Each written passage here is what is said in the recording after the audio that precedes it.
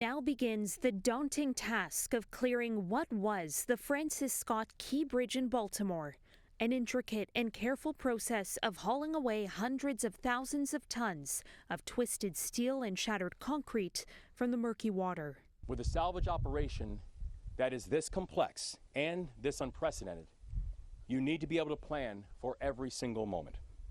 Maryland's governor said Saturday all that wreckage has halted crews from recovering the bodies of those who died, and the flow of ships in and out of a channel critical to the local and national economies. The north sections of the Key Bridge are going to be cut up and removed.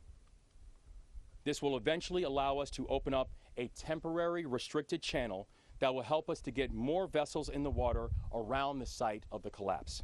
Engineers will need to break the broken pieces of the bridge into even smaller pieces to lift them out from where the ship lost power, knocking the span into the river and killing 6 construction workers.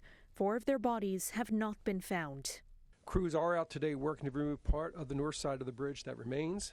The first piece could be removed and dropped off to Trade Point Atlantic as soon as today. The largest crane on the eastern coast has taken its position on Baltimore's harbor to help clear the massive tangle of debris.